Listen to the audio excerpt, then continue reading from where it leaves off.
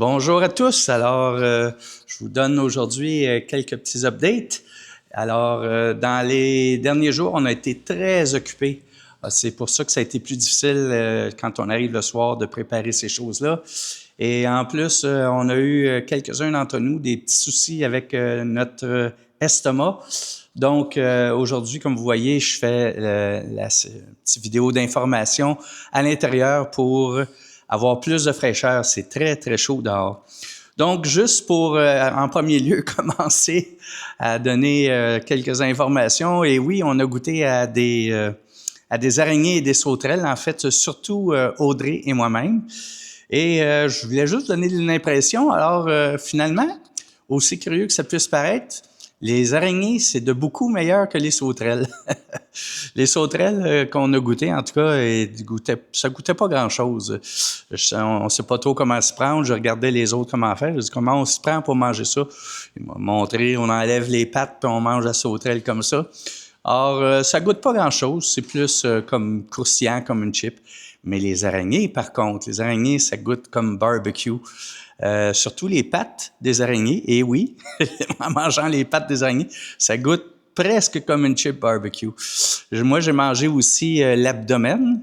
Et ça, c'était plus spécial un peu. Ça goûtait plus comme vous savez, des peanuts qu'on a dans l'armoire depuis trop de mois. Et puis que là, on décide de finir le pot. Alors, ça goûtait comme les peanuts pas fraîches. Mais somme toute, c'était quand même une expérience à vivre. Maintenant, j'aimerais plus focusser sur des belles choses qui sont passées.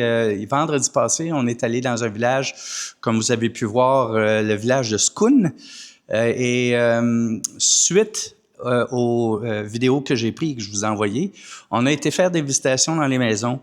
Et j'ai 3 beaux témoignages à vous raconter. Il y avait à quelques pas, si on peut dire, ou quelques pas, peut-être plusieurs pas de l'église, il y avait une jeune femme qui avait un petit commerce sur une rue, là, une route poussiéreuse, comme on dit, là, c'est vraiment au milieu de nulle part. Et elle avait un petit commerce pour faire des manucures, des choses comme ça. Et justement, Brigitte s'était brisé un ongle. Donc, pasteur René, Brigitte, Audrey et pasteur Soka sont entrés, commençaient à poser des questions. La jeune femme était du même âge qu'Audrey. Alors, durant le temps qu'elle travaillait pour réparer l'ongle de Brigitte, lui ont présenté l'Évangile. Il y avait d'autres clients qui attendaient, qui ont tous entendu. Et pourquoi je vous conte ça, c'est parce qu'ils lui ont demandé, est-ce que tu as déjà entendu ces choses-là? Et la jeune femme de dire qu'elle n'avait jamais entendu parler de Jésus et qu'elle n'avait jamais entendu parler de la bonne nouvelle et du salut par Jésus. Donc, c'est quand même assez extraordinaire de voir qu'on considère qu'on n'est pas si loin en campagne au Cambodge et qu'il y a des gens ici même qui n'ont jamais entendu parler du nom de Jésus. Un peu plus loin, le petit groupe a rencontré un vieux monsieur alité. En fait, la façon que ça s'est passé, ils sont arrivés près de la maison et pasteur Soka a demandé « Allô, est-ce qu'il y a quelqu'un? » Et puis là, à travers une fenêtre qui n'a pas de vitre, évidemment, il y a une voix qui a dit « Oui, oui, je suis là. » Et là, ils ont commencé à parler un peu avec l'homme qui était alité. Ça fait des années que ce monsieur-là est alité, qui a des problèmes, même se tenir assis dans son lit. Demande un gros effort.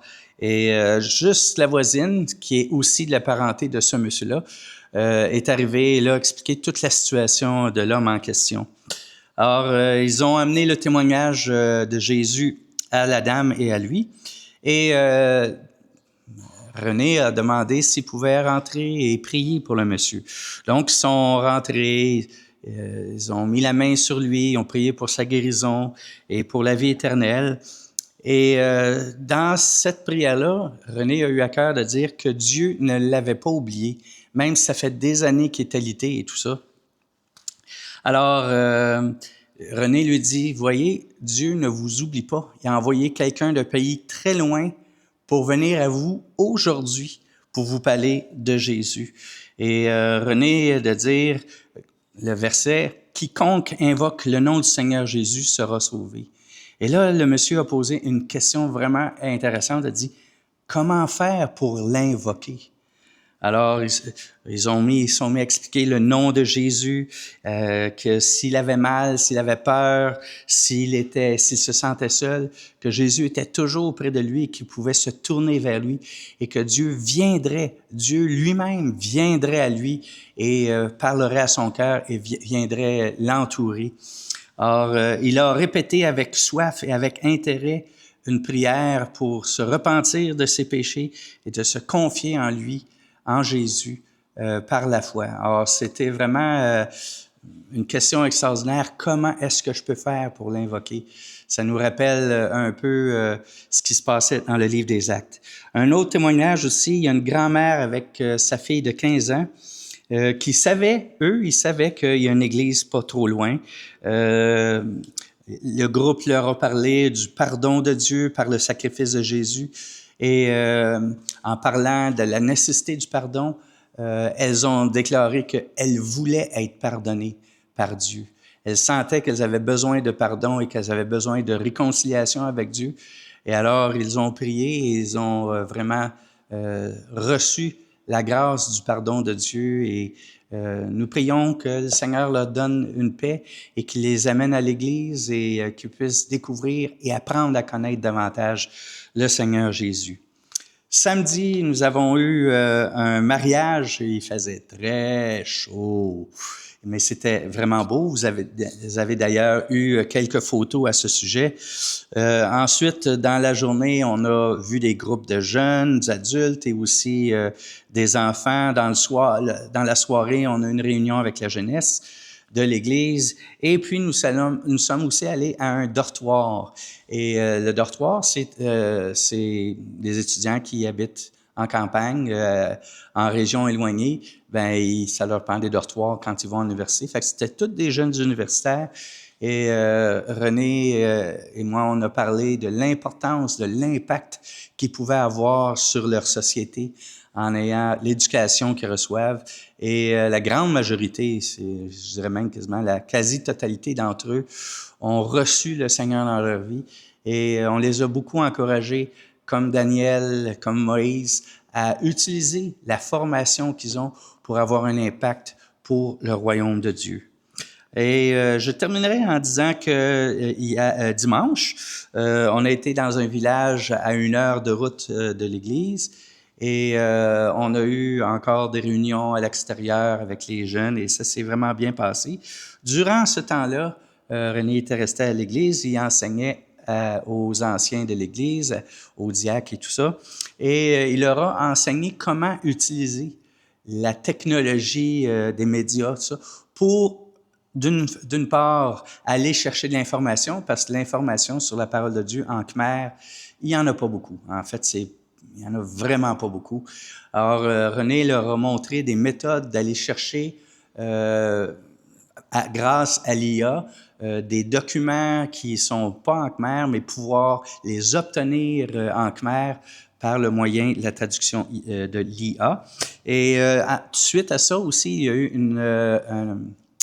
un groupe de jeunes adultes, là, vraiment des jeunes adultes très sérieux dans le Seigneur, à qui René a vraiment fait un appel pour la mission. Un appel au travers du témoignage de sa propre vie à René, de répondre à l'appel missionnaire afin de se consacrer à l'œuvre de Dieu et de pouvoir, de cette façon-là, répandre la bonne nouvelle de la vie éternelle en Jésus. Fait que ça résume un petit peu ce qui s'est passé. Hier, nous avions une journée de repos. On est allé visiter le Palais du Roi. C'était extrêmement chaud. Il faisait 37 degrés hier. Vous allez dire, ben plains-toi pas, ici, il y a de la neige. Ouais, je suis d'accord, mais trop, c'est comme pas assez. Alors, c'est en gros les faits saillants que je voulais vous amener. Or, que le Seigneur vous bénisse, vous fortifie. Je vous encourage à continuer à prier pour que l'Esprit du Seigneur puisse toucher les cœurs afin qu'il y ait des vies transformées, que des cœurs soient changés et que le nom du Seigneur soit élevé et glorifié dans le beau pays du Cambodge. Fait que on vous revient bientôt, en espérance, dans les 2, 3, maximum 4 prochains jours, on se reparle. Au revoir.